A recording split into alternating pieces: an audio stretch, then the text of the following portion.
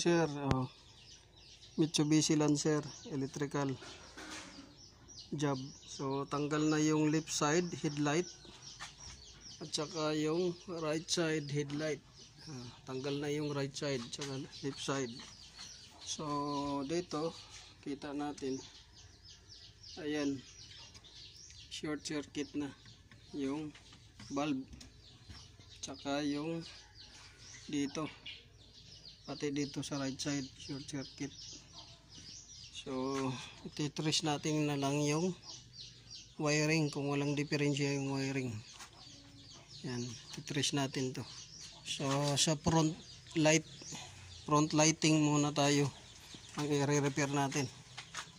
So pagaganahin natin ng maayos ito, front lighting ng sasakyan.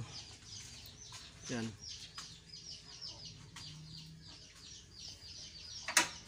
Titrace pa natin yung wire dito para sigurado na walang short circuit. Mayroong nagdikit na wire.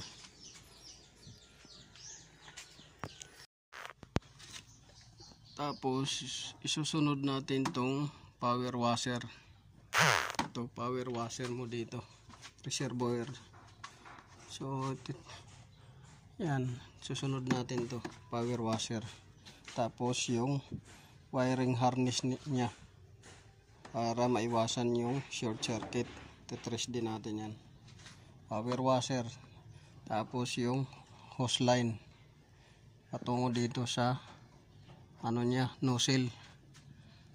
Tapos itong bubuksan pa natin to, ito cover na to, bubuksan ko para yung mechanism maayos kasi ito siya lumuluwag.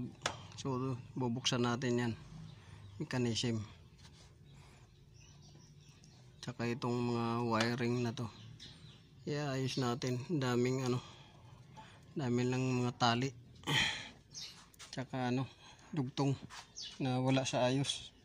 So yan, i-update ko lang kayo sir pagka natapos tayo dito sa harap, kasi pagkatapos dito sa ilaw sa harap, susunod natin tong power washer mo, tapos yung motor yan, tapos ito dito, saka tayo pupunta sa likuran na electrical lights o lighting system niya sa rear. Tapos yung sabi mo na i-check natin yan, itong na to, kung bakit sabi mo namamalya. Check natin. So i-update ko lang kayo sir pagka matapos tong front lighting at saka yung windshield washer system niya, yung wiper blade, wiper washer, tapos yung hose line.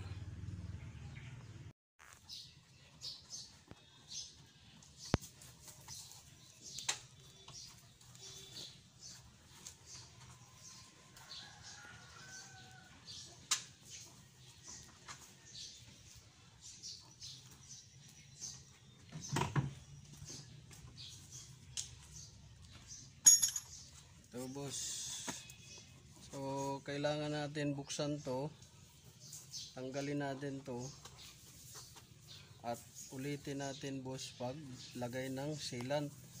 So bago natin lagyan ng sealant, siyempre lilinisan natin tong loob dahil may mga lumot na. Yan lumot, pati dito sa kabila, yan, pati dyan sa kabila may mga lumot tapos ito may lumot na. So kailangan malinis yan para maganda ang trabaho natin, kasi useless din kung palit tayo ng bulb tapos pumapasok yung tubig dito. So lagi ito nagsushort, nababasa sa loob. So kailangan i-fix muna natin to para hindi pumasok yung tubig. Tapos ito siya para hindi kayo palit ng bulb. So yun boss yung gagawin natin. Tapos itong mga ilaw boss, lahat na yan, gumagana na yan lahat. Pati ito, gumagana na. Pinalitan ko na rin ng bulb tsaka chinik ko. Gumana na yan. So, paganahin natin.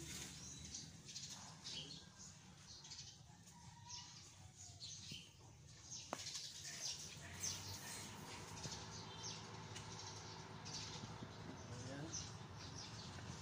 So, gumana na yan lahat. Tapos, i-break ko. Ayun, no?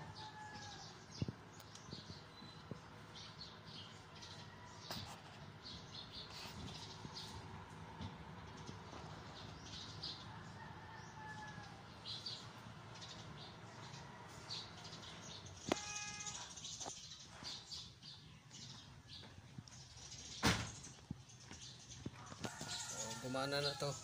Okay na yung ilaw, okay na dito, ilaw. Ito na lang, lilinisan. Okay natin sa harap din. So, dito naman boss, lahat ng ilaw dito gumagana na. So, papailawin natin.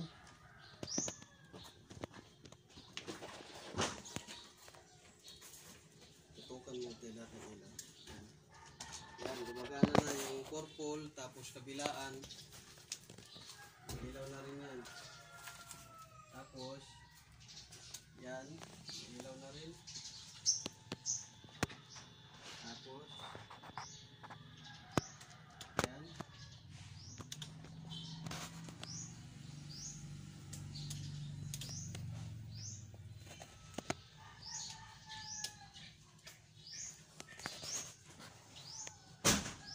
So, umiilaw na lahat. Yan. Pero ito, kailangan buksan natin to para malinisan at saka maulit to. Ayan o. Dahil puro na yung lens nya bakbak na. Kaya malabo ang ilaw. Ngayon papalitan natin dyan sa loob ng lente. Sa loob. So bubuksan natin to para maliwanag, para hindi useless yung trabaho. Kasi palit ng palit tayo ng bulb, hindi naman maliwanag. So kailangan maliwanag din ito. So kabilaan yan. Pati ito.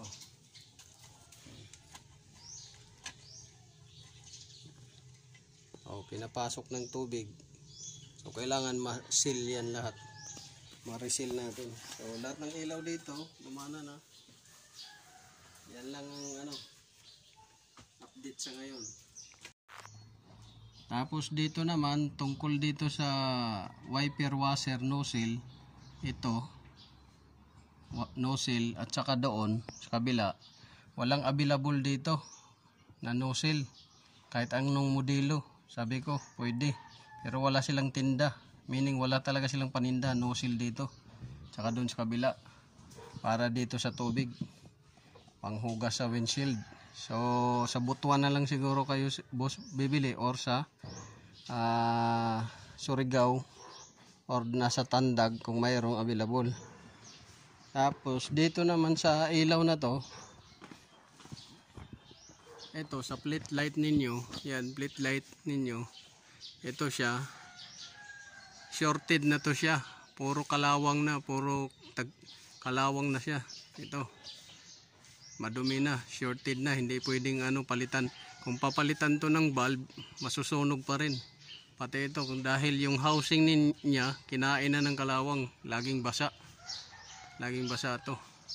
So, ang maganda, bili nilang ng panibago, dito ikabit. Dito ikabit, plate light. Kahit anong modelo yan.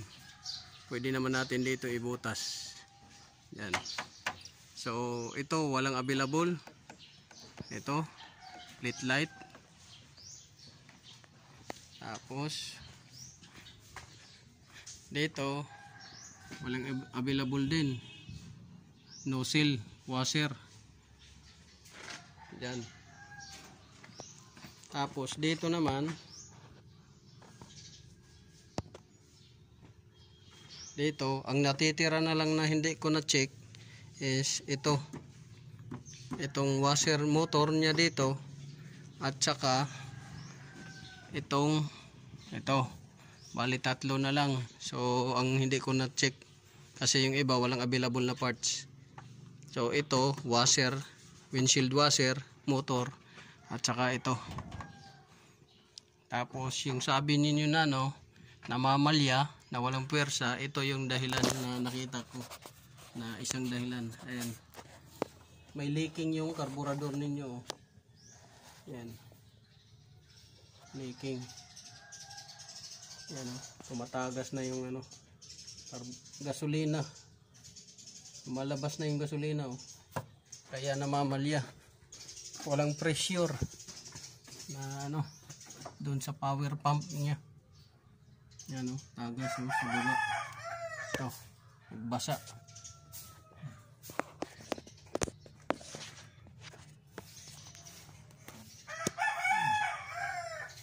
So yan yung isang dahilan. So ang i-check ko na lang ngayon, itong wiper motor or wiper washer motor, tapos yung wiper, tapos yung sinasabi ninyong namamalya sa makina. So tatlo na lang. Ito, tapos dito, tsaka wiper linkage nya. Kasi yung wiper nozzle dito walang available. So yan lang yung update. So lilinisan ko muna to, ilaw, headlight, assembly, at saka yung sa likuran, para bago natin ikabit uli yung ilaw, malinis na, at saka hindi na papasokin ng tubig. Kasi ito pumapasok ng tubig, useless din, magsushort uli yung bulb. So yun lang boss, update ko kayo uli kung anong makita ko dito sa wiper washer motor, sa carburetor, at saka sa wiper linkage nya. So yun lang.